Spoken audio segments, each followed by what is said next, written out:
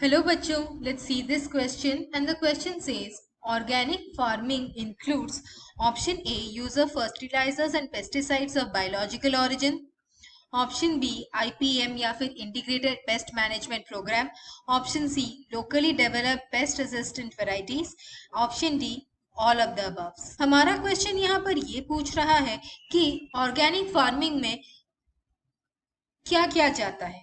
Option A दिया गया है कि फर्टिलाइजर्स और पेस्टिसाइड्स जो कि बायोलॉजिकल ऑरिजिन के हो, इंटीग्रेटेड पेस्ट मैनेजमेंट प्रोग्राम।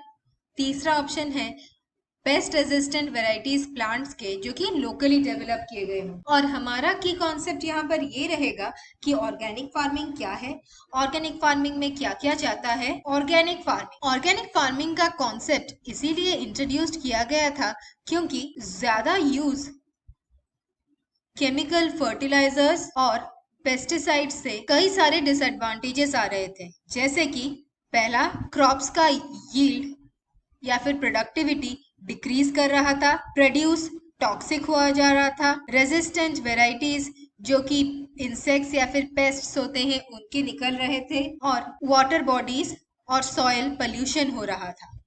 इसे ओवरकम करने के लिए इंट्रोड्यूस किया गया था ऑर्गेनिक फार्मिंग। ऑर्गेनिक फार्मिंग में फर्टिलाइजर्स और पेस्टिसाइड्स यूज किए जाते हैं, लेकिन वो सब बायोलॉजिकल ओरिजिन के होते हैं, यानी कि वो सब बायो कंट्रोल एजेंट्स होते हैं। जैसे कि हम कुछ एग्जाम्पल्स ले सकते हैं।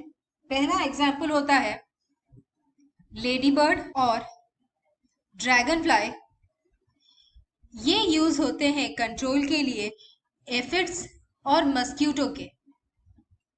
ये एक नेचुरल इंसेक्टिसाइड है। दूसरा है ट्राइकोडर्मा। ट्राइकोडर्मा का जो फ्री लिविंग स्पीसीज होते हैं वो कंट्रोल करते हैं रूट पैथोजन से प्लांट को। फिर आता है इंटीग्रेटेड पेस्ट मैनेजमेंट, जो कि ऑर्गेनिक फार्मिंग का ही एक हिस्सा है। ये इकोलॉजिकली सेंसिटिव एरियाज में होते हैं, जहां यानी कि जहां पर सिर्फ पैथोजेनिक स्पीसीज नहीं होते हैं, बेनिफिशियल माइक्रोब्स होते हैं, बेनिफिशियल इंसेक्ट्स होते हैं, जो कि क्रॉप के लिए बहुत ही ज्यादा प्रॉफिटेबल होते हैं। एनिमल्स होते हैं जो कि पॉलिनेशन में हेल्प करते हैं, और बाकी प्लांट्स भी रहते हैं। इंटीग्रेटेड पेस्ट मैनेजमेंट में बायो कंट्रोल एजेंट्स यूज होते हैं जो कि स्पीसीज स्पेसिफिक होता है, वो नॉन पैथोजेनिक ऑर्गेनिजम्स को हार्म नहीं करता, इसीलिए ये एनवायरमेंटल सेंसिटिव है, और इसका एग्जाम्पल है बैक्यूलोवायरसेस। और तीसरा पार्ट ऑर्गेनिक फार्मिंग का है लोकली डेवलप्ड रेजिस्टेंट स्पीसीज, यानी कि वो स्पीसीज, वो वाइल्ड स्पीसीज जिनके पास नेचुरली डिजीज रेजिस्टेंस या फिर इंसेक्ट रेजिस्टेंट जीन हो, जिसके वजह से वो प्रिवेंट कर सकते हैं इंसेक्ट्स को, या फिर। और चौथा रहेगा हमारे बायो फर्टिलाइजर्स। बायो फर्टिलाइजर्स वो बायो कंट्रोल एजेंट्स जो सॉइल फर्टिलिटी इंक्रीज करते हैं, और इनके एग्जांपल्स हैं एनाबियना, नॉस्टॉक, और ये सब है साइनोबैक्टीरिया। बैक्टीरियम में राइजोबियम, एजोटोबैक्टर, एजोस्पिरिलियम, ये सब है बैक्टीरियम। और सिम्बायोटिक एसोसिएशंस में आएंगे माइकोराइजा, लाइकेन। हमारे क्वेश्चन के हिसाब से ऑर्गेनिक फार्मिंग इंक्लूड क्या करता है? फर्टिलाइजर्स और पेस्टिसाइड्स जो कि बायोलॉजिकल ऑरिजिन के होते हैं, यानी कि हमारे बायो कंट्रोल एजेंट्स, ये सही है।